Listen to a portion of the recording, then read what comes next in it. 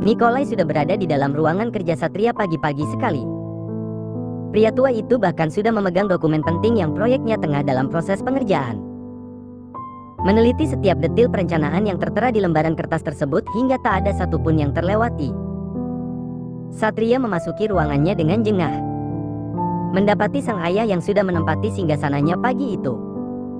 Aku pikir ayah sudah pulang. Satria menjatuhkan bokongnya di sofa dan duduk bertumpang kaki. Apa begitu caramu menyapa orang tuamu sendiri? Nikolai tanpa menoleh sedikit pun. Apa yang ayah lakukan? Kamu sepertinya lupa kalau ini masih kantorku juga. Aku yang menempatkanmu di sini untuk mewakiliku mengurus usaha ini sebelum memutuskan untuk pulang ke Rusia. Lalu, sekarang apa yang sedang ayah lakukan? Satria mengerutkan dahi. Aku memutuskan untuk kembali bekerja di sini. Sepertinya otak tuaku ini butuh penyegaran. Katanya, yang merebahkan punggungnya di sandaran kursi. Apa? Satria bangkit. Aku bosan sendirian di Moskow. Sepertinya aku akan beralih ke negara ini untuk sementara waktu. Nikolai dengan entengnya. Apa ayah bercanda? Nikolai menoleh, apa aku kelihatan bercanda? Lalu bagaimana dengan perusahaan di Moskow? Ayah akan meninggalkannya? Ini bukan tahun 90-an kan? Semua bisa kita kerjakan dari sini. Satria tertegun. Apa yang ayah inginkan? Pria itu berjalan mendekat. Tidak ada. Satria menggelengkan kepalanya. Ayah sedang merencanakan sesuatu dengan Lara? Nikolai mendengus, apa untungnya bagiku merencanakan sesuatu dengan istrimu? Aku tidak ingin mencampuri urusan rumah tangga kalian. Satria mendengus kasar. Sepertinya rapat pagi akan segera dimulai. Nikolai melihat jam yang melingkar di pergelangan tangannya. Mengingat jadwal yang diberikan Arfan beberapa saat yang lalu. Kamu bisa pergi dan memulainya sekarang. Biar dokumen-dokumen ini aku yang mengerjakannya. Selanjutnya kamu bisa menghadiri meeting di beberapa tempat, hingga pekerjaan hari ini bisa selesai dengan cepat. Nikolai menginstruksikan. Apa ayah sedang mengambil alih pekerjaan ini sekarang? Satria memiringkan kepalanya. Tidak. Aku hanya sedang membantu menyelesaikan pekerjaanmu. Banyak hal yang lambat selesai karena kamu mulai tidak fokus. Tukas Nikolai sedikit melirik putranya yang wajahnya mulai tidak enak dilihat. Satria bangkit dari duduknya, segera keluar dari ruangan itu dengan langkah yang menghentak. Pintu ruang rapat terbuka. Beberapa orang menghambur keluar berurutan dengan ekspresi wajah yang berbeda. Ada yang terlihat lega, tegang, bahkan ada juga yang terlihat ketakutan seperti baru saja tertangkap basah telah melakukan kejahatan. Suasana hati atasan mereka sedang tidak enak, tentu saja semua orang akan terkena imbasnya. Pekerjaan bertambah berat, suasana kantor yang menegangkan, aturan yang semakin ketat, apalagi. Ditambah sekarang hadir pula sang pemilik utama perusahaan. Jadi bertambah pula lah beban pikiran mereka.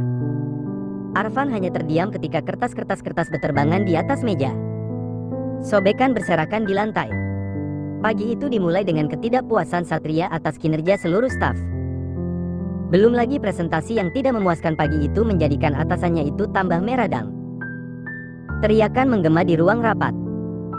Ocehan Satria yang melampiaskan kekesalannya memenuhi langit-langit ruangan itu selama beberapa menit, hingga pria itu lelah dengan sendirinya. Satria terduduk di kursi besar miliknya. Dengan napas menderu. Bapak sudah selesai? Arfan memberanikan diri. Satria mendengus kasar. Ada berapa meeting lagi yang harus saya hadiri hari ini? Satria yang masih memendam kekesalan. Arfan berdeham untuk melegakan tenggorokannya yang terasa tercekat. Jam 10 di Hotel Marriott dengan kolega dari Singapura, jam 1 siang dengan utusan dari pabrik tekstil, jam 3 dengan perwakilan dari Taiwan, Pak. Jawab Arfan, terperinci. Satria menghela napasnya jengah. Apa harus semuanya hari ini? Pria itu memijit pangkal hidungnya yang tiba-tiba terasa sakit. Iya, Pak. Masalahnya, pertemuan dengan mereka sudah beberapa kali diundur. Dan hari ini kebetulan jadwal Bapak agak longgar sehingga bisa melakukan pertemuan dengan mereka. Jelas Arfan. Bagaimana dengan besok? Besok jadwal Bapak di luar kosong sepertinya. Kecuali jika ada meeting dadakan. Tapi sejauh ini belum ada. Arfan membolak-balikkan catatannya, memeriksa kalau ada yang dia lewatkan. CK, kenapa tidak kamu pindahkan ke besok saja jadwal hari ini? Satria bangkit dari duduknya. Maaf, Pak. Mereka sudah tidak punya waktu lagi. Perusahaan yang mengutus mereka meminta semuanya sudah selesai besok. Arg. Satria menendang kursi yang baru saja dia duduki sehingga bergeser ke arah Arfan.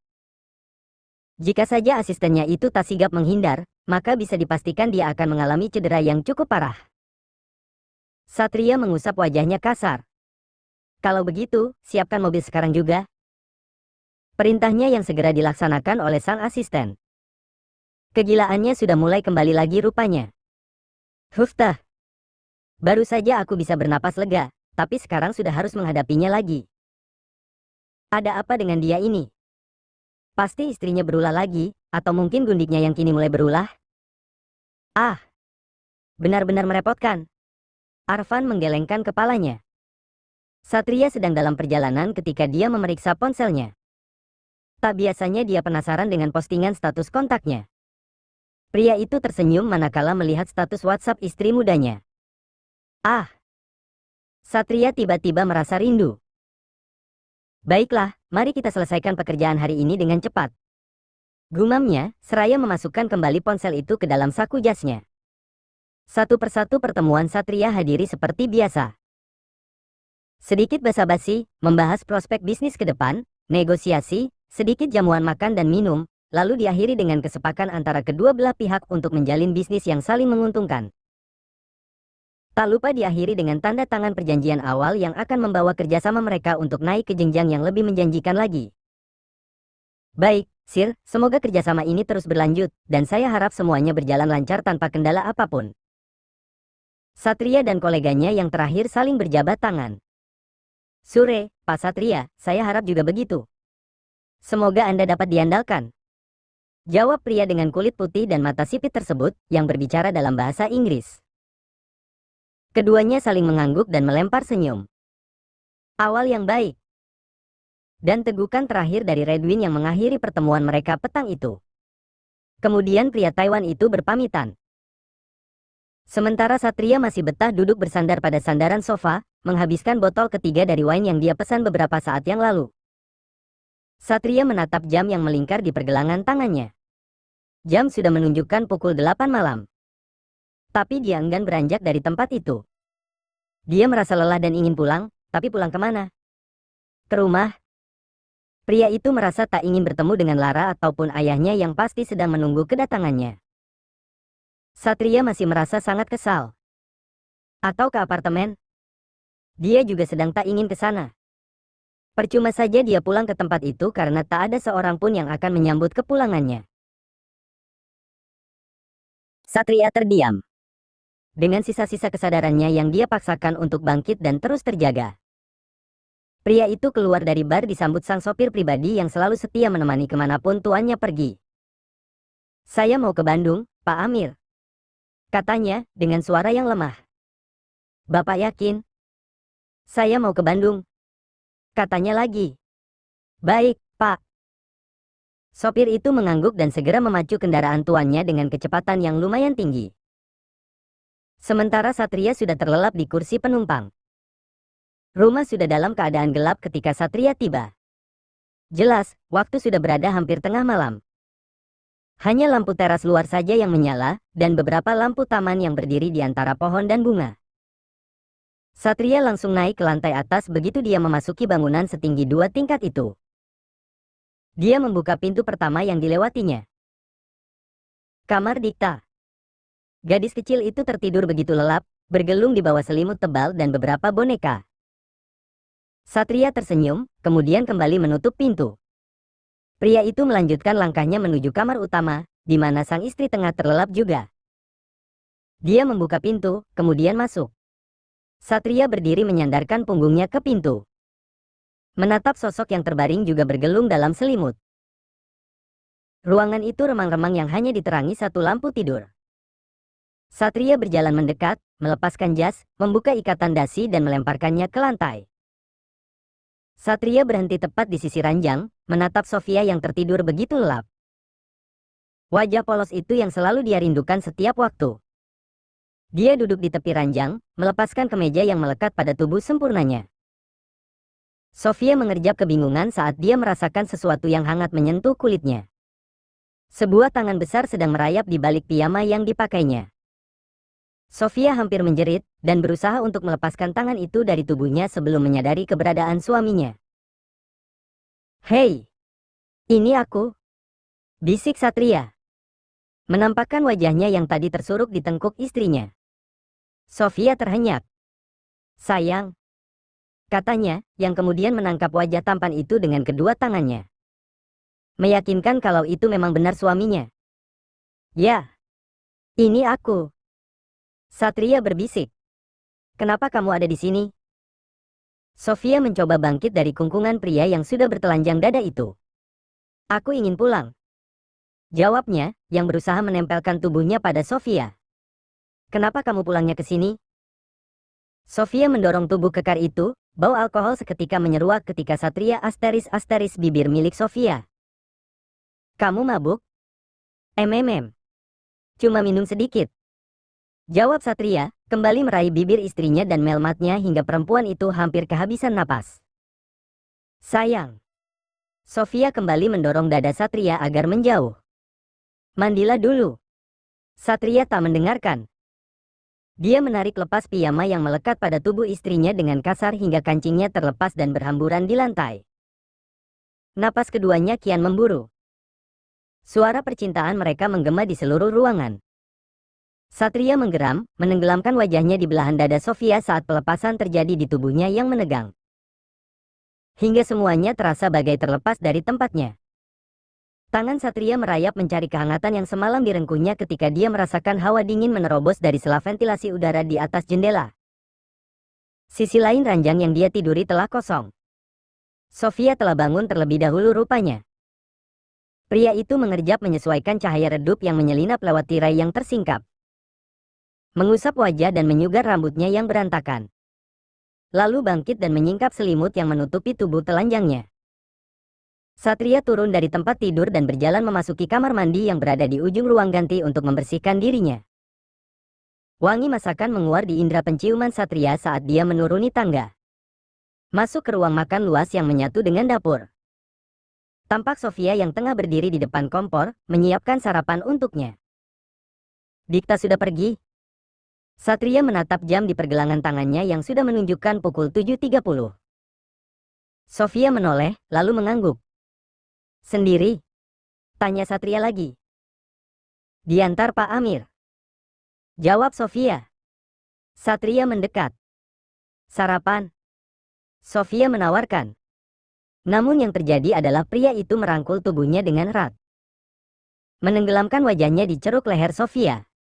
Menghirup dalam-dalam aroma kulit perempuan itu yang terasa manis di hidungnya. "Mus vanila.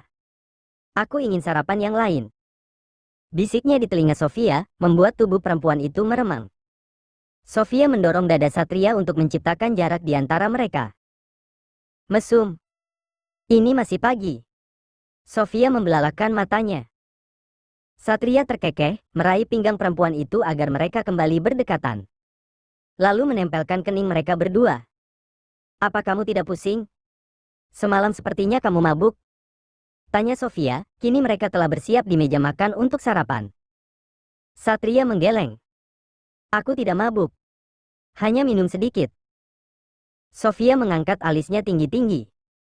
"Hanya minum beberapa gelas," sambungnya, sambil menyuapkan potongan ayam ke mulutnya. Sofia belum merubah raut wajahnya. "Hanya 3 botol red wine," lanjut Satria. "Dan kamu bilang itu sedikit?" "Wow." Satria terkekeh. "Hanya menemani kolega dari Taiwan," ucapnya membela diri. Sofia mengangguk-anggukkan kepalanya. "Dia peminum berat, ya?" mencibir. Satria segera menghabiskan sarapannya ketika dilihatnya Sofia juga hampir selesai. Satria menatap punggung Sofia yang tengah mengambil setelan kerjanya. Kemeja hitam, jas berwarna navy dan dasi yang berwarna senada. "Kamu berangkat jam berapa hari ini?" Sofia menyerahkan setelan itu untuk dipakai Satria.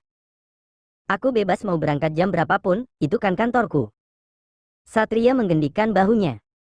Ceka, usahamu akan cepat tumbang kalau kamu seperti itu terus. Satria hanya tersenyum. Meraih kemeja yang diserahkan Sofia, lalu mengenakannya. Pakaikan, titahnya, ketika Sofia menyodorkan dasi kepadanya. Perempuan itu memutar bola matanya, tapi tak urung juga dia melaksanakan perintah suaminya. Melingkarkan dasi di bawah kerak kemeja Satria, lalu membuat simpul untuk mengeratkannya di leher pria itu. Satria menatap wajah yang belum disentuh makeup itu dengan lekat. Mata bulat Sofia mengerjap dan bulu lentiknya bergerak-gerak lucu. Sofia melirik sekilas. Wajah putihnya merona, salah tingkah karena merasa diperhatikan. Resignlah dari pekerjaanmu, ikut aku ke Jakarta. Satria yang masih menatap wajah istrinya. Hah? Itu lagi. Sofia menghindar. Ayolah. Satria mengikuti gerakan istrinya yang berusaha melarikan diri. Ikutlah, hiduplah bersamaku di Jakarta. Kita sudah sering membahasnya, dan kamu tahu jawabannya. Aku tak bisa. Sofia menolak. Aku membutuhkanmu, Via. Satria meraih tangan Sofia dan menarik perempuan itu ke pelukannya. Aku mohon, ikutlah ke Jakarta. Aku ingin kita hidup bersama di sana. Katanya lagi. Sayang. Aku tidak akan berhenti memintamu untuk ikut denganku. Sayang, ini sudah siang, bukankah kamu harus segera pergi? Pekerjaanmu sangat banyak di sana. Pergilah. Sofia mengalihkan pembicaraan. Meraih jas dan memakaikannya kepada suaminya. Hanya jika kamu ikut pergi bersamaku, sayang. Sofia berusaha melepaskan diri ketika Satria kembali merangkul tubuh semampainya. Aku akan pergi jika kamu juga ikut pergi denganku. Satria mengeratkan pelukannya hingga kini mereka benar-benar tak berjarak. Kamu membuat ini jadi rumit. Tidak rumit jika saja kamu jawab iya, dan menurut. Sofia menghembuskan napasnya pelan. Ayolah, ikut denganku. Sofia terdiam. Via, ikutlah denganku. Satria mengulang kata-katanya. Via, ikutlah. Iya, iya. Arg. Kamu menyebalkan. Sofia akhirnya menyerah. Satria terkekeh, merasa telah memenangkan perdebatan. Lepaskan aku dulu. Perempuan itu meminta. Tidak mau, nanti kamu ingkar janji. Aku akan membawamu dengan cara begini. Makin mengeratkan rangkulan tangannya. Tidak. Kamu gila. Lepaskan dulu. Sofia memaksa. Iya, aku memang gila. Dan kamu yang membuat aku gila. Sayang, lepaskan dulu, aku mohon. Sofia mulai melunak. Menampakkan wajah imutnya dengan mata bulat yang berbinar dengan bibir yang dikerucutkan. Satria menelan ludahnya. Berjanjilah dulu. Ucapnya. Janji? Janji apa? Kalau kamu akan keluar dari pekerjaanmu dan ikut bersamaku ke Jakarta. Katanya. Kamu menyebalkan. Sofia menepuk dada pria itu. Ya sudah, seharian kita hanya akan seperti ini. Ancam Satria, tak mau melepaskan kedua tangannya. Argah. Kamu curang. Kamu selalu memaksakan kehendak. Memang. Makanya aku selalu mendapatkan semua yang aku mau. Menyebalkan. Satria tergelak. Berjanjilah. Ucapnya lagi, menatap wajah polos istrinya. Sofia terdiam, menghela napas dalam-dalam seolah tengah membuat keputusan paling sulit dalam hidupnya. Baiklah. Apa? Satria menyeringai. Aku janji. Janji apa? Pria itu memiringkan kepalanya. Aku janji akan resign. Dan ikut denganmu ke Jakarta. Satria terkekeh, kini dia merasa benar-benar telah memenangkan perdebatan ini. Sofia menyerahkan surat pengunduran dirinya kepada HRD. Semua orang terkejut, namun memang dapat difahami apa penyebabnya. Pria itu tak pernah meninggalkannya bahkan saat Sofia hanya sekedar masuk ke ruang atasannya untuk berpamitan. Satria tak pernah beranjak dari sisinya. Perpisahan yang cukup mengharukan. 3 tahun yang menyenangkan bekerja bersama orang-orang baik di tempat itu. Meninggalkan kenangan yang indah pula untuk dirinya. Ayah tidak mengizinkan kamu membawa Dikta. Kini mereka berada di kediaman orang tua Sofia.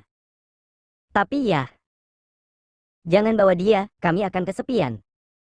Ibu menyela. Kamu boleh pergi, kewajibanmu mengikuti suamimu kemanapun dia pergi.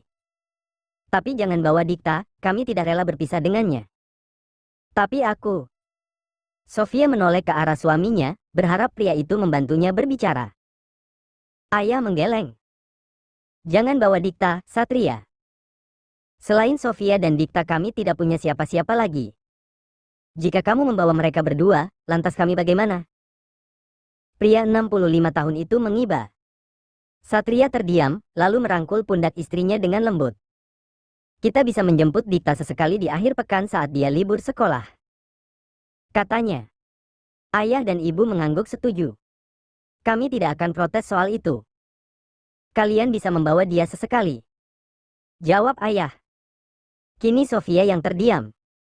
Bagaimana dia bisa meninggalkan putrinya di sini bersama kedua orang tuanya? Sementara dia hidup senang dengan suami barunya? Ah, betapa teganya dia, pikirnya. Tapi, dia akan baik-baik saja. Dia sudah terbiasa dengan kami, bukan? Kamu tidak usah khawatir. Anggap dia sebagai penggantimu untuk kami. Lanjut ibu, meyakinkan. Ibu. Sofia merangkul tubuh ringkih sang ibu yang berada di sisinya. Maaf aku selalu merepotkan, katanya, terisak. Kini mereka berdua dalam perjalanan menuju Jakarta siang itu. Satria tentu saja merasa senang. Kini dirinya tak perlu lagi menunggu beberapa hari untuk menemui Vianya. Dia bisa menemui istri mudanya itu kapanpun dia menginginkannya.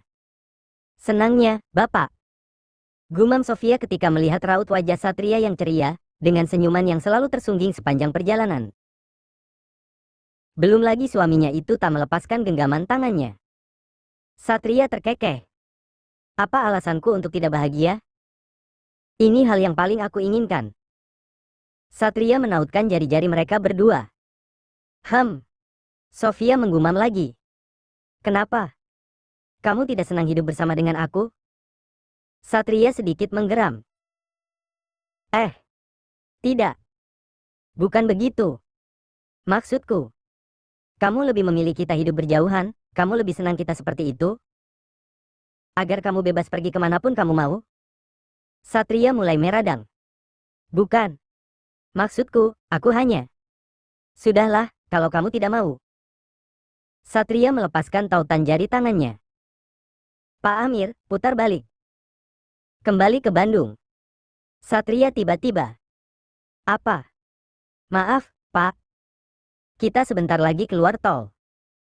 Sudah sampai Jakarta, jawab Pak Amir. Saya bilang putar balik. Kita kembali ke Bandung. Satria menaikkan nada bicaranya. Baik, Pak.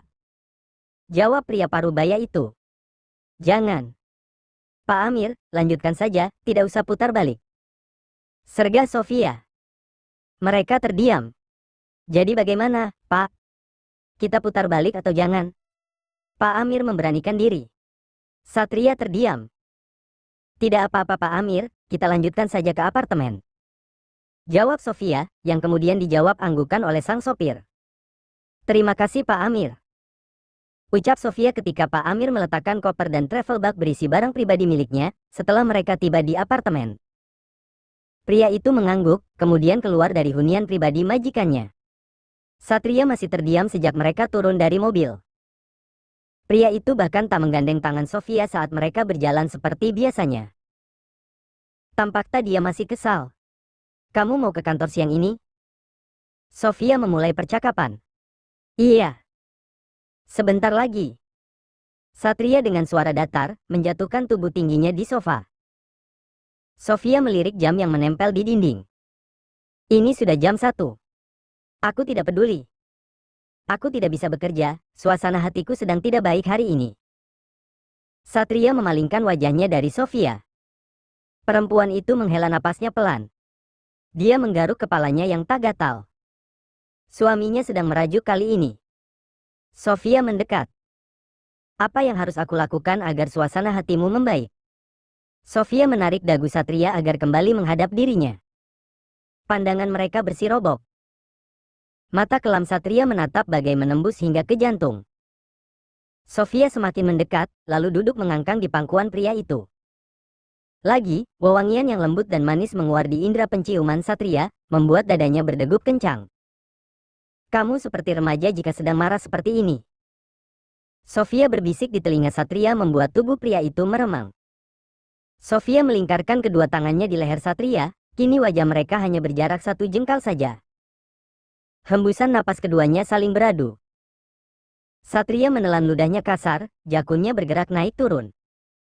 Perempuan itu menyisir rambut hitamnya ke belakang dengan jari-jarinya, sambil menggigit bibir bawahnya dengan tatapan sayu. Sial, Sofia. Pertahanan Satria akhirnya runtuh. Segera dia meraih tengkuk perempuan di pangkuannya agar bibir mereka bertemu, lalu melmatnya dengan rakus. Menghisapnya seakan tak ingin menyisakannya untuk nanti. Kamu membangunkan beruang yang sedang tidur. Bisiknya, setengah menggeram di telinga Sofia. Sofia terkekeh, kedua tangannya memeluk tubuh Sirtles Satria dengan posesif. Bukankah peribahasanya membangunkan macan yang sedang tidur? Katanya. Satria menjeda cumbuannya, lalu menggeleng, itu peribahasa untuk orang lain. Katanya lagi. Sofia terkekeh lagi. Baiklah Papa Bear. Tunjukkan padaku bagaimana beruang yang sedang tertidur jika dibangunkan. Perempuan itu menantang. Satria menatap lapar perempuan itu, kamu yakin tidak akan menyesal? Tanyanya lagi. Sofia tersenyum kemudian menggeleng. Try me. Jawabnya. Satria menyeringai. Merengkuh tubuh semampai di atas pangkuannya, kemudian dia bangkit, berjalan tergesa ke dalam kamar dengan perempuan itu yang berada dalam gendongannya.